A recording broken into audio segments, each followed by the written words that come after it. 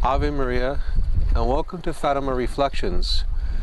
Today's reflection is going to be about Jacinta, Blessed Jacinta. In February of 1920, Jacinta was taken to Lisbon. She was brought to Lisbon to go to a hospital because of an illness she had. And in this hospital there was a mother superior of a religious community of nuns, and her name was Mother Godinho. Jacinta revealed some interesting insights to Mother Godinho. Amongst these is the following reflection that Jacinta gave to her. Our Lady had appeared to Jacinta when she was in the hospital, and Our Lady told Jacinta, as she spoke these words to Mother Godinho, "My dear mother, the sins that bring the most souls to hell are the sins of the flesh. The sins that bring the most souls to hell are the sins of the flesh."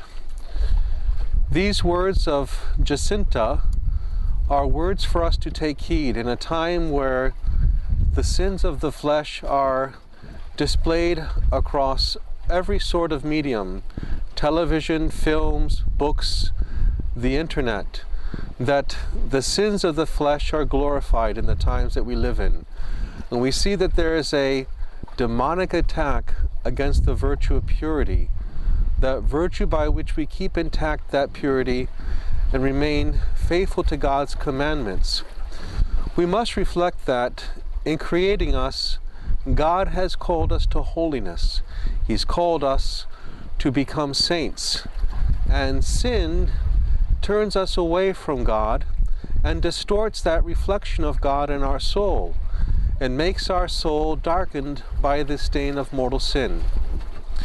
We know that when Adam and Eve fell in the garden, man's concupiscence was weakened, that man was easily tempted as one of the effects of original sin.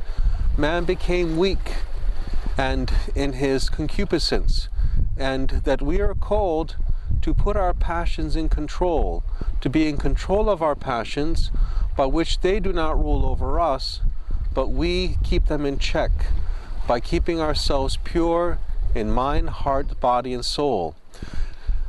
Sins of the flesh are glorified in the time that we live in, and people say that there's no such thing as sin. People say that it doesn't matter what you do, you'll get to heaven.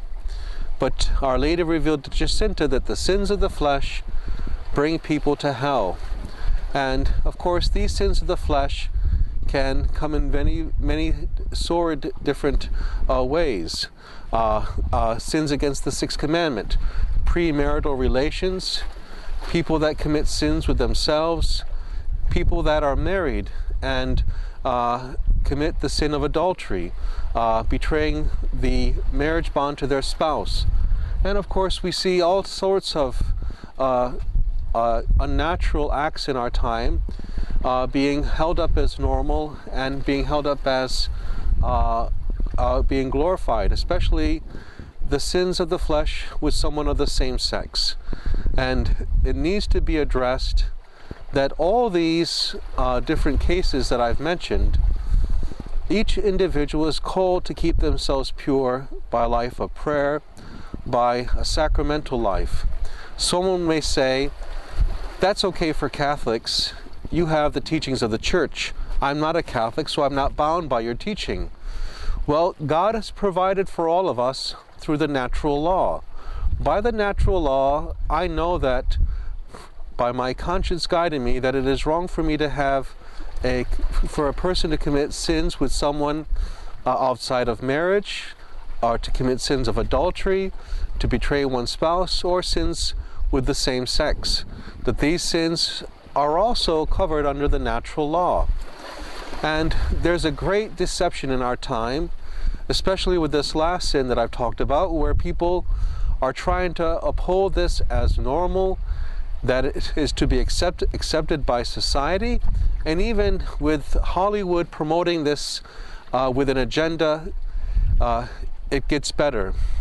And of course we want to recognize that for those who suffer same-sex attractions, that we must accept them as our brothers and sisters and love them and encourage them to carry their cross in following Christ. But to say that it gets better when we give in to sin is a lie and a deception of Satan. Sin never makes anything better. Sin separates us from God. Sin distorts that beauty of our soul, which is which is created in the image and likeness of God. And it enslaves us to Satan. It enslaves us to him who hates us. The devil wants people who have these same-sex attractions to think in our times that this is normal, that there's no choice but to give in to these acts, and that it gets better in time, that to have such an orientation, one should not try to fight it and do penance and to abstain from such acts, but give into it, and to give into immorality and sin. And this is the deception of the devil. Sin never makes anything better. Sin never solves a problem. What we need to do is to turn to Christ, who is the way, the truth, and the life. Our Lord Jesus says, if you love me, pick up your cross and follow me. And that when we're tempted, we must recognize whatever temptation we may have is a call to unite us to the cross of Christ and to fight against that enemy who hates us, to keep ourselves pure and to keep ourselves in the grace of God. And we do this through prayer, especially to our Blessed Mother. Our Blessed Mother crushes the head of the serpent, and the rosary is a powerful remedy against the sins of the flesh. The rosary is as St. Padre Pio said, the devil's scourge. It's a powerful remedy to preserve purity and chastity, as well as frequent reception of the sacraments, going to confession frequently, and receiving Jesus, the bread of angels, in Holy Communion. And so we need to recognize that the remedies are there for us to abstain from sins of the flesh, to conquer them, that they do not control us, but we get the victory over them by remaining in the grace of God, by remaining faithful to Christ. Let us not allow ourselves to be led astray by Hollywood, movie stars, and all these false prophets of our time who tell us to give in to sin, to give in to the sins of the flesh, and to not have any shame for them. This is a deception of Satan.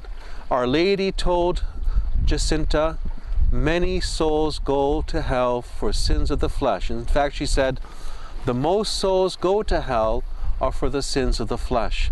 Let us recognize Our Lady is calling us to live chaste, pure, holy lives in anticipation of the kingdom of heaven, and that we receive the graces we need to do this through the help that God gives us through the prayers and sacraments and the devotions we have.